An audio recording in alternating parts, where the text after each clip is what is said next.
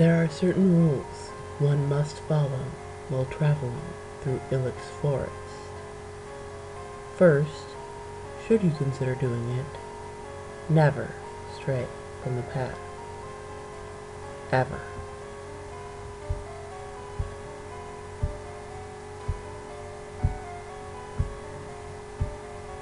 Before you looms the darkness of Ilex Forest. You've just earned your second badge in the Johto League, and you're already excited about getting your third. It doesn't strike you as odd that no one in Azalea Town told you much about the forest. It strikes you as a little odd that no one will tell you how to get through it. Nonetheless, you know from the map in the Pokemon Center that it stands between you and Goldenrod City, and you need to get to Goldenrod within a week.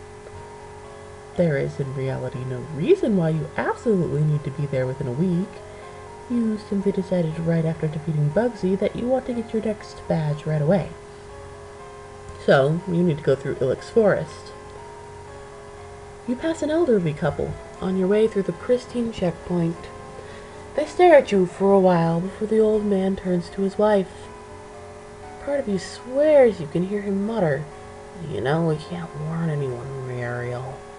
Don't you remember what happened to the last kid we tried to tell the story to?"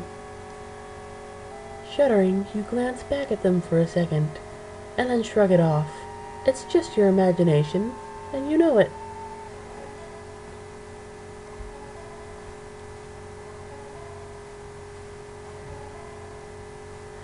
Once upon a time, a long, long time ago, there was a tiny village by the sea. Now, this village wasn't anything particularly special at first glance. It had its chieftain, and its people, and its traditions, just like any other village. What made it at all special was the fact that every year, just after the first harvest, all the women took baskets full of fruits and vegetables to the edge of the village and left them there. That was all there was to that ceremony. There were no words from the chieftain. There was no harvest festival. The villagers didn't even share the story behind their tradition unless asked. It was simply understood that the baskets were to be left, and the villagers must not look back as they left them there.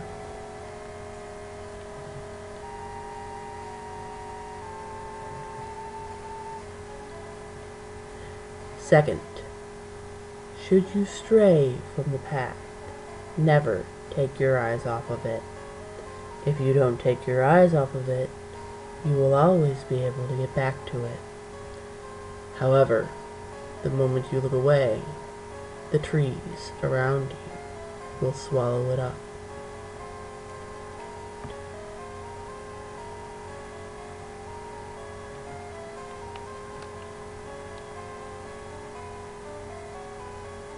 Although it's noon when you start off, the forest canopy with its lush spread of leaves overhead quickly blocks out the sun to make it look like the dead of night. You're not scared. You've been through the ruins of Elf already. You've seen Ghastly and Sprout Tower. You even faced Team Rocket in the depths of Slowpoke Well. Besides, you have Pokemon with you. High-leveled ones to be exact. After all, you just defeated Bugsy. Your team can face anything. Not far into the forest, you come across a young boy. He's muttering to himself and pacing back and forth in front of a small tree. Blinking, you slowly approach him. "Hey, are you all right?" you ask. He looks up. His eyes are wide, and his face looks pale, even in the shadows. "It's my boss," he says. "He's gonna kill me." "What makes you say that?" The boy wrings his hands.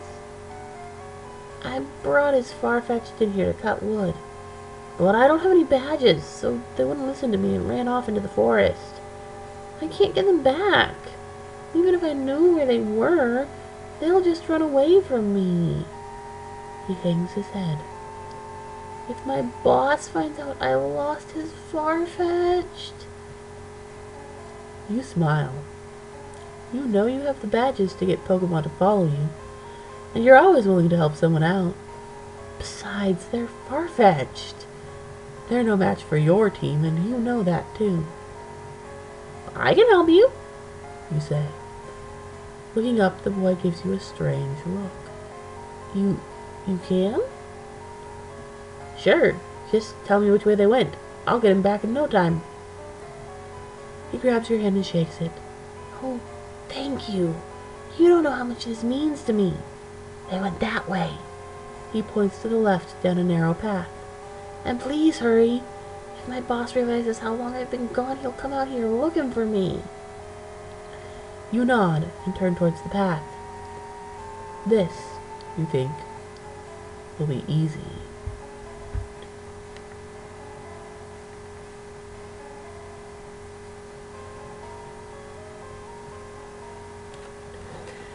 As with all villages and towns, and just about anywhere someone can name, the village by the sea was likewise filled with all kinds of people.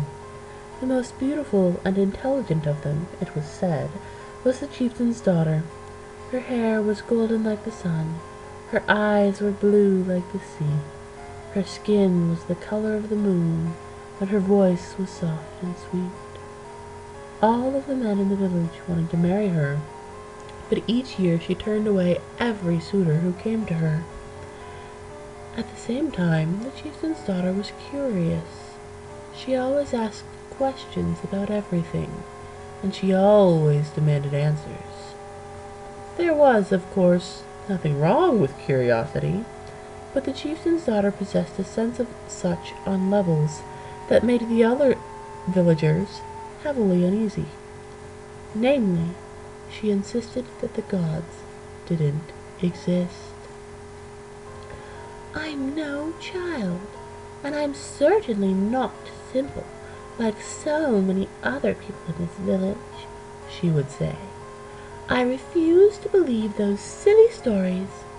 Tell me why the sky is really blue, and why the sun sets in the west, and why the moon changes every month.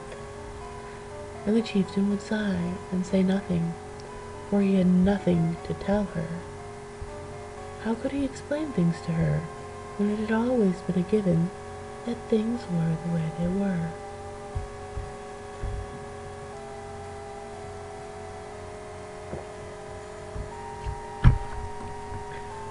Third, if you lose sight of the path, you will not be able to find it again for some time. Do not panic. If you flee in any direction, you will only go deeper and deeper into the bowels of the forest until nothing would be able to guide you home.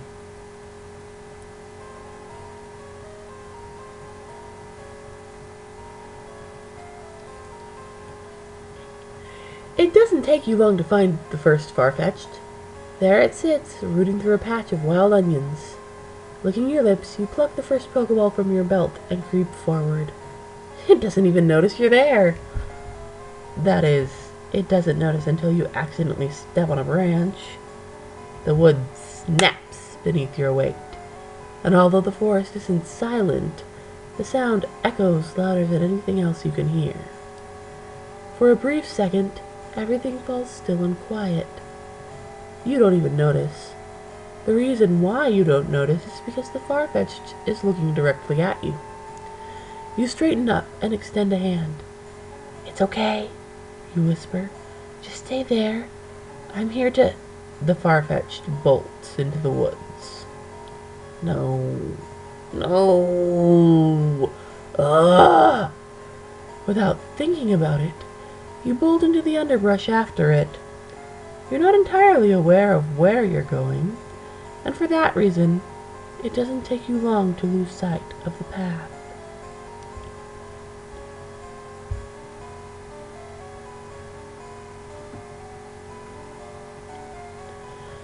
The one thing the chieftain's daughter was the most curious about was the basket ritual.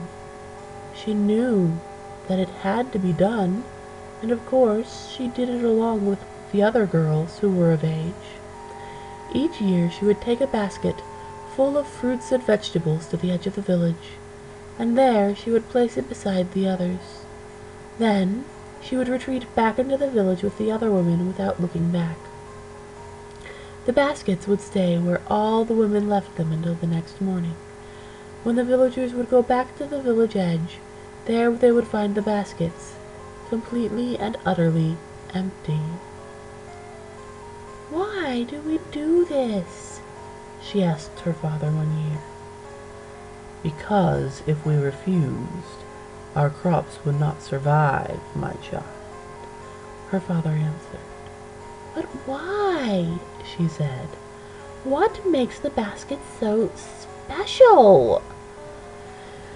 The chieftain smiled, but it was a forced smile because he knew that if he told his daughter the truth, she would demand another answer. Nonetheless, the truth was all he could offer because he, more than anyone else in the village, was an honest man. "Because, daughter, many years ago this place was completely barren," he said. "Nothing would grow no matter how hard we tried. One day a witch came to our village and said, 'I can see that your children are hungry, and I would like to help you. If each woman in this village leaves me a basket full of the best of your harvest at the edge of the village every year, I will bless this place for another season, and you will have more crops than you can imagine.'" "Is that so?" the daughter replied. "How quaint! Why, then, do we not look back at the baskets when we leave them?" "Because, daughter," the chieftain said, "the witch comes to the edge of the village each year and does her magic there. We cannot watch her do so, for if we do, the blessing will turn into a curse." "Is that so?" she asked. And much to the chieftain's surprise, she said nothing more.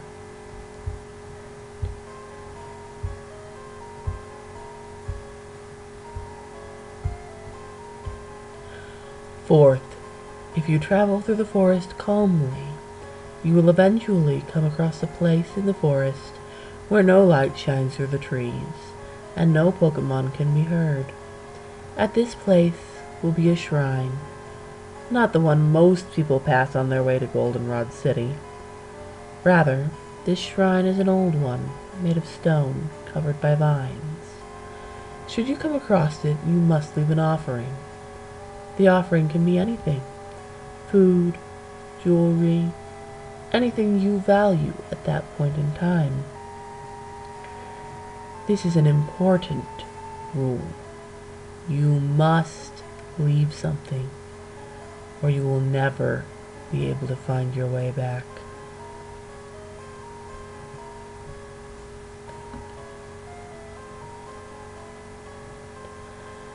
After a while, you lose sight of the far-fetched. If you were old enough to curse, you would have done so right about now. Looking back, you realize belatedly that you lost track of the path, too. "Nice," you say to yourself. "Real nice."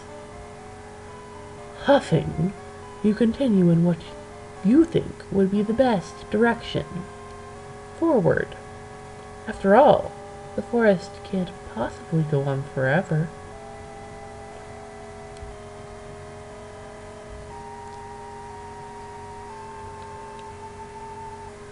One year, the chieftain's daughter came across a handsome young hunter. He, like many others in the village, was enchanted by the daughter's sunlight hair and ocean eyes and wispy voice. As such, he wanted nothing more than to take her as his wife. So one day, the day the women left baskets on the edge of the village, he approached her and grasped her moon-white hand. "My lady," he said, "I pledge to you that I will do anything that would make you happy if you give me your hand in marriage in return." "Anything?" she asked. "Anything," he told her. And the chieftain's daughter smiled, for she knew immediately that this hunter was just as simple as the other villagers. She, however, was smart and cunning, and already she knew exactly what she had to do. Thus, for the second time in her life, the chieftain's daughter did not demand another answer.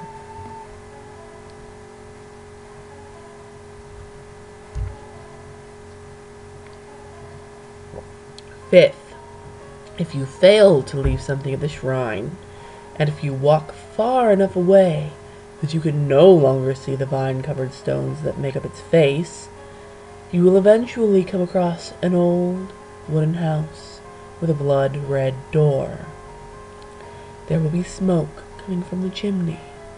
The air around it will smell like roasted duck and exotic spices. Even if you have eaten less than an hour ago, you will feel hungrier than you have ever felt in your life. Under no circumstances should you approach this house.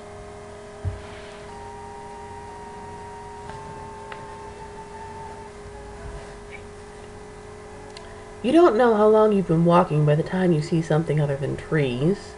Eventually you realize that the further you go in the forest, the darker it gets. Overhead, the canopy closes over you, blotting out the sun and submerging the rest of the forest in pitch darkness.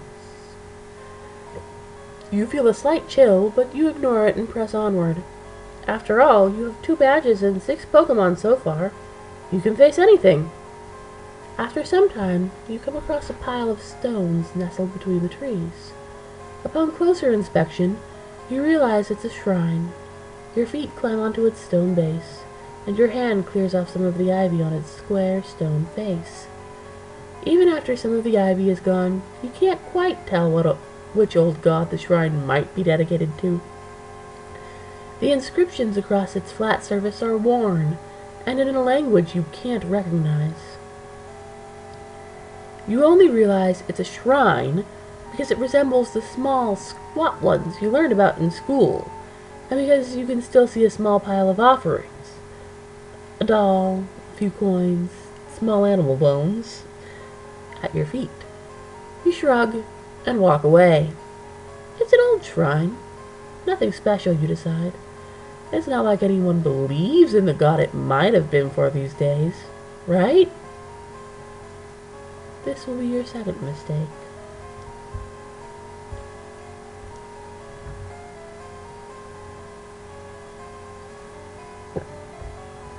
One year passed since the hunter's proposal. Each day, for 1 full year, the chieftain's daughter would encounter her suitor. On each of those days, she would invent new tasks for him to complete, and without fail, he would obey her every whim. As the year wore on, the tasks grew more and more difficult. "I want you to collect for me the moon's reflection," she said one day. That night, her suitor took his silver bowl to the edge of the sea and filled it with water. Once not a drop more could fit within it, he hurried to the chieftain's daughter and showed her its surface. There, she saw the moon's reflection shimmering on the calm water. She wasn't satisfied. "Go into the prairie and find the biggest Tauros. Bring its hide to me," she said another day. Her suitor went that afternoon and chased down a massive Tauros whose hooves made the earth shake whenever it ran. With his bow and arrow, the suitor shot down the beast, and with his knife, he cut away its skin. This he brought to the chieftain's daughter. She still wasn't satisfied.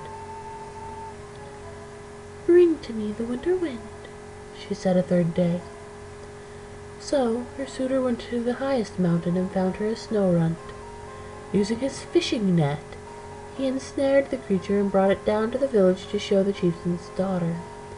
From its mouth it blew the coldest wind, covering the houses in the village in a fine frost. She still wasn't satisfied. Each day she gave him challenges like these, responding to each one with, "Well, my love, your feat was impressive, but I am still not made happy." And every day, the suitor would simply nod and smile and promise to come back the next day to try again until the chieftain's daughter would finally agree to marry him.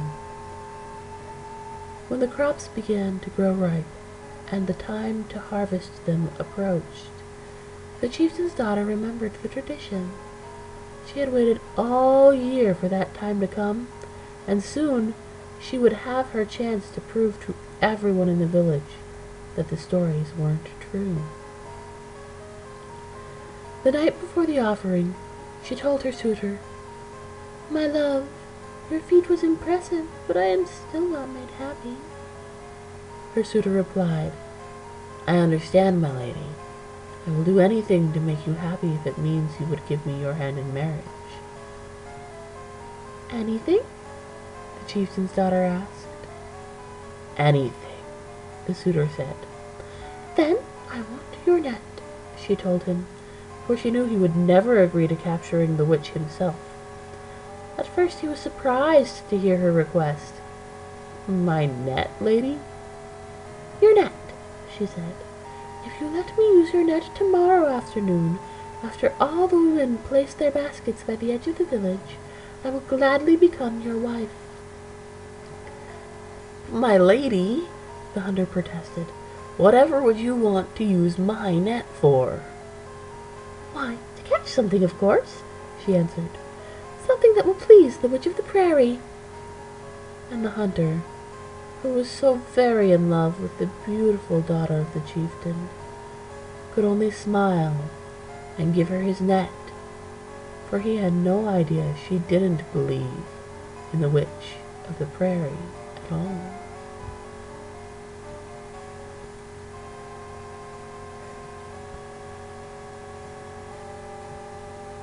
Sixth, should you ignore all the warnings above and approach the house, an old woman will emerge from the house.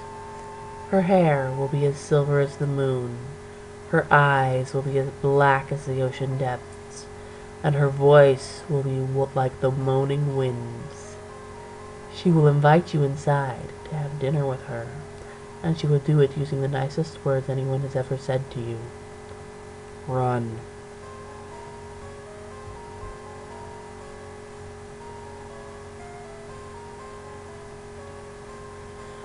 Once again, you find yourself wandering through the darkness of the forest. A nagging worry starts to overtake you. While you're pretty sure it's impossible for a place to go on forever, you start to wonder if you have enough food and water to make it back to civilization. It occurs to you that you have no idea how big Ilex Forest actually is, so you don't even know if you have enough supplies to get someplace safe. Sure, you know how to forage, but there just doesn't seem to be anything edible in the brush. There don't even seem to be Pokemon to hunt if all else fails. That's when you realize something that really disturbs you. There aren't any Pokemon. You can't hear the cries of Zubat or Hoothoot in the trees above you. There aren't any Rattata or Paris scrambling through the underbrush. And even the trunks of the trees are completely devoid of insect Pokemon. As far as you can tell, you are completely alone. Your heart beats quickly when you realize this fact, and it takes all your willpower to keep walking slowly through the woods.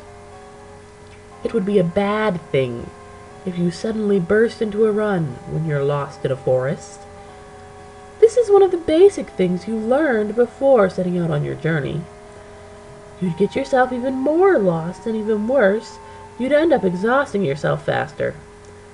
So, taking a deep breath, you confine your sudden bout of fear to uncontrollable shaking as you pass through another thatch of trees and underbrush. On the other side, you suddenly come to a clearing, and in the middle of it is a stone house. It should be noted that you came to this suddenly because just a second ago, it looked to you like the wall of trees was unending. Nonetheless, you blink and thank the legendaries that there's a sign of civilization right in front of you. Even better, smoke is curling from the chimney, and the air smells like cooking meat and spices. That tells you two things. First, it means that you might get something to eat, because you just now realize that you're intensely hungry. And second, it means that there are people inside who might give you directions out of the forest. By this point, you abandon all hope of finding the far-fetched. Instead, you run towards the red door. As if by magic, it swings open, and from the inside of the house you hear a low female voice. "Hello, dear," it tells you. "What might a nice child be doing all the way out here? You must be such a strong trainer. Perhaps the champion?" You blush. "Well, I have 2 badges." "Ah," the woman says, "you must be very strong indeed. Come inside. Doubtless you want some time to rest, and I haven't had much company lately. Come, sit by the fire and tell me all about your adventures." How could you say no?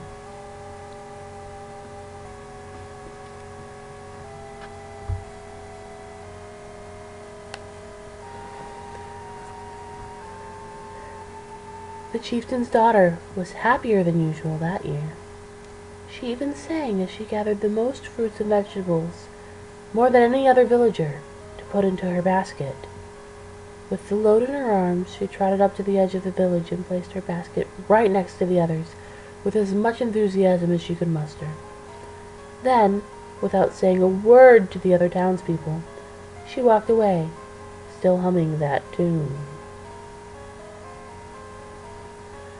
When everyone by the edge of the village was gone, the chieftain's daughter crept back to the baskets and waited. There, she waited all day, hidden amongst the baskets, and watching for anything to come. Even as she heard the rest of the village shout and sing in the fields, she never moved an inch from where she was. Eventually, she began to doze, head drooping inch by inch downward, until she heard a rustle. Looking up, she saw a shadow looming over the baskets, and a pair of arms reached down towards one. Before she got a good look at the stranger, she flung her suitor's net into the air to catch the shadow. "Aha!" she exclaimed. "You're mine at last!"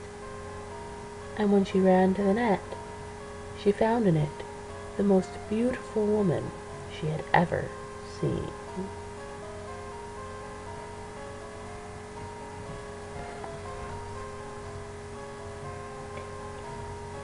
Seventh, if you, like many others, have been lured into the house, do not take any food or drink that the woman gives you, and take any opportunity you can to get out of the house as quickly as possible. Eighth, if you fail to do this, the woman will ask you to stay with her for the night. Whatever you do, do not answer her with a yes or a no. If you answer her with a yes, you will be trapped in that cottage until the next visitor comes. May Celebi have mercy on you if you say no.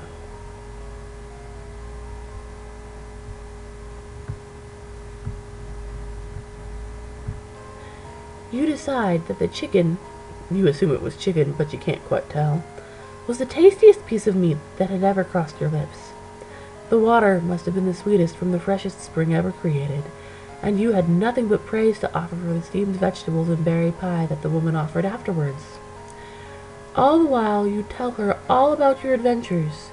You start by telling her you were one child of 3 who were given a starter starter Pokemon by Professor Elm in New Barktown. You continue by telling her about your battle against Falkner, shot down by your starter, and Bugsy, stomped by the first Pokemon you caught. You detail the way you captured all 5 of the other Pokemon with you, even going into detail about their individual personalities. You even tell her about your battles against the Sages in Sprout Tower and Team Rocket in Slowpoke Well. The woman says nothing, but she smiles and looks impressed at appropriate moments. You don't even notice that she's not eating anything. After everything is said, and after the old woman clears the dishes off the table, she finally speaks. "What incredible stories," she tells you. "My, you're quite an accomplished trainer. What might you be doing this far into Ilex Forest, though? Are you heading to Goldenrod City?" You shrug. "Well, I was, but there's this guy who lost a Farfetch'd somewhere in here. I was trying to get it back, but I got lost." She sighs. "Oh, you poor dear. Don't you worry. The Farfetch'd surely got back to its master by now. They usually do. But you must have gotten exhausted chasing after that bird. Why don't you spend the night here to rest? I can give you directions back to Azalea Town or to Goldenrod, whichever you'd like." Although her offer is generous, something about it doesn't sit right with you. You can't quite explain what it is, but something sends a shiver down your spine. Smiling, you stand. "That sounds really nice, ma'am, but I really should be going. If you could just tell me which way is Goldenrod, I'll just be on my way." The old woman's expression blanks, and she reaches out to grab your wrist. Right then you shiver again, but this time it's because you notice that her hand is stone cold.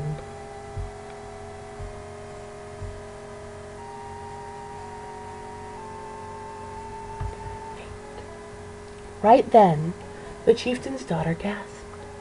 The stranger in her net stood tall, dressed in fine green silks. Her eyes were bright blue and deep, like they had seen more than the chieftain's daughter could ever hope to see. All around her, long green hair floated, as if it hung in a breeze of its own. The woman reached out, stretching an arm with skin as pale as the snow towards the daughter. "Princess," she said, "why in the world did you throw a net over me?" "Are you the witch of the prairie?" the chieftain's daughter asked. The woman smiled sweetly. "Some people call me that, I suppose. And I know you are the daughter of this village's leader. I have been watching you for some time, but I cannot understand why you would want to capture me in a net." "You say you've been watching me, but you don't know?" the daughter asked. Her voice was trembling, only because the witch knew who she was without asking. "It's all very simple. I want to show everyone in this village that you're no witch." "But why?" the witch asked. "Because I know what you really are," the daughter said. "The stories about witches are silly things, but I figured it out all on my own. You're not a witch. You're a thief, aren't you?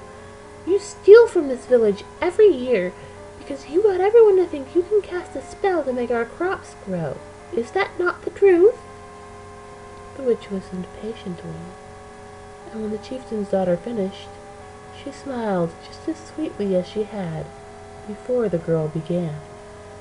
Then she grabbed hold of the net and ripped it in two. "It is true that I am not a witch," the woman in green told her.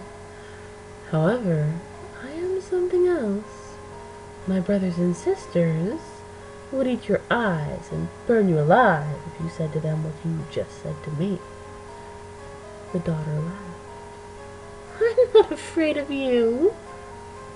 "I hardly expect you to be," the woman in green replied. "But I will tell you this. I am also not my brothers and sisters. I will let you live, but I will show you what I am. You scoff at this village and its beliefs, so I will bless you by taking it away. Watch."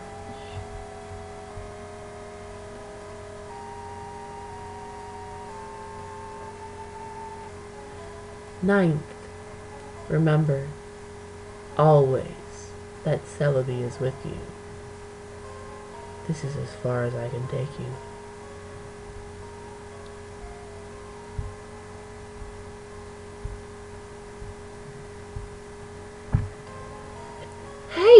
You exclaim, "Let me go!" The old woman's grip on your wrist tightens. "I'm sorry, child. She made me do this." Your joints feel stiff. At first you think it's just fear, but looking down, you notice something weird. Your skin has turned rough and brown, and small twigs are starting to grow from your arms. You want to scream, but you just can't. Your mouth is open, but no sound is coming from it. The old woman guides you outside.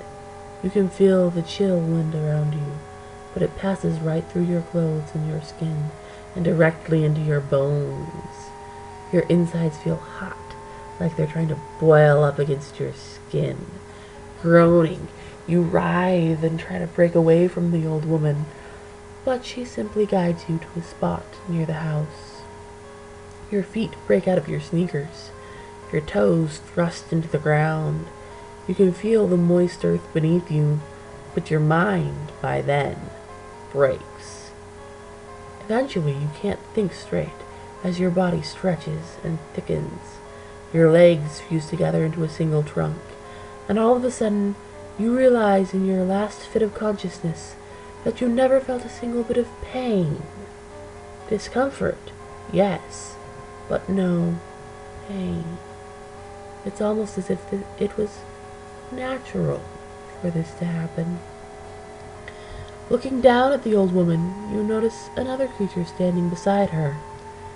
At first, you think it's a lady dressed in green, but at second glance, you notice that it's a small, pixie-like Pokemon with large blue eyes turned towards you. "Another offering," the old woman says wearily. "Are you satisfied now?" The creature nods. She doesn't say anything.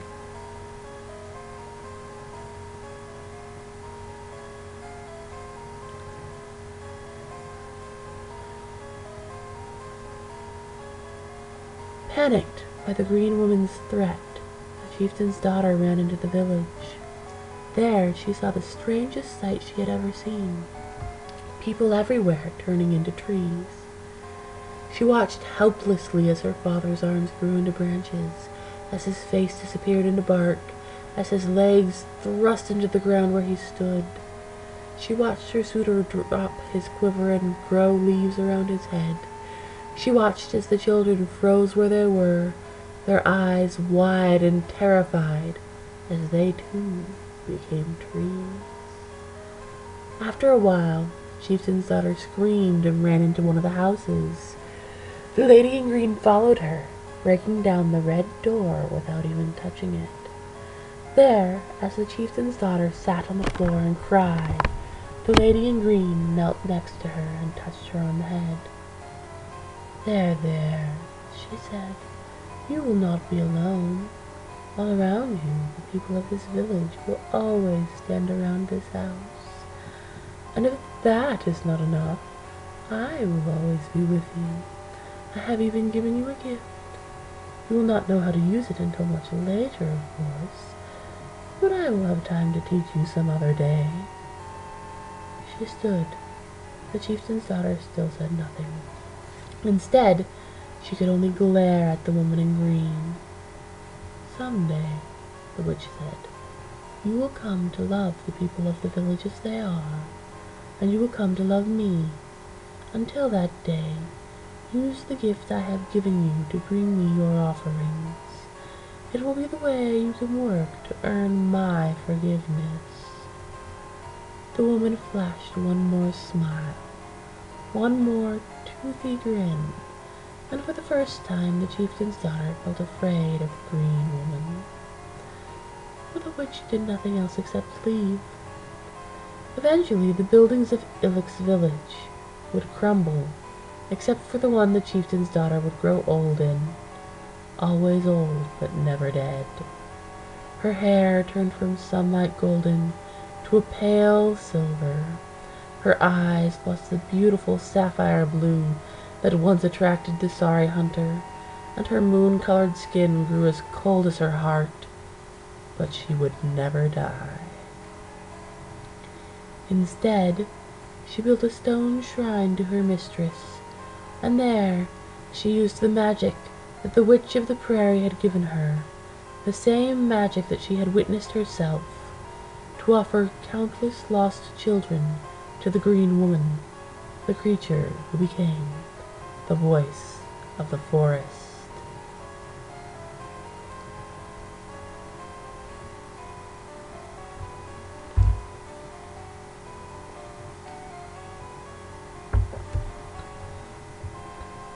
I'm so sorry.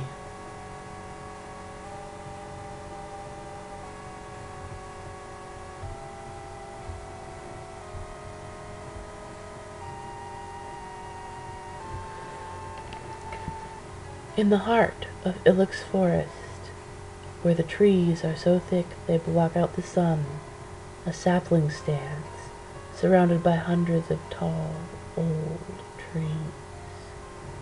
At its base are 6 Pokeballs that gather dirt and dust as the seasons pass.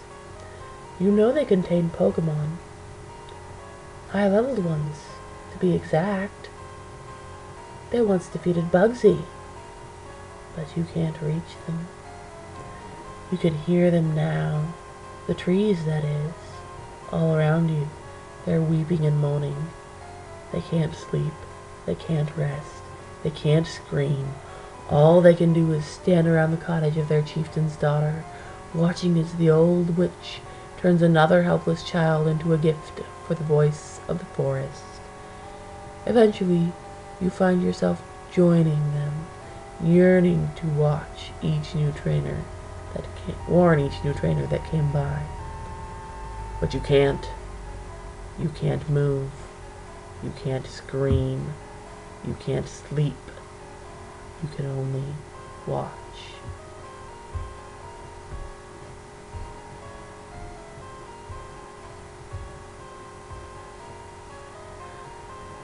They say that if one traveled the wrong way through the trees that stand where the village once was, they might hear the voice of the forest, kindly reminding each and every passerby to remember her and her brothers and sisters. For if there's one thing the old gods do not like, it's to be forgotten.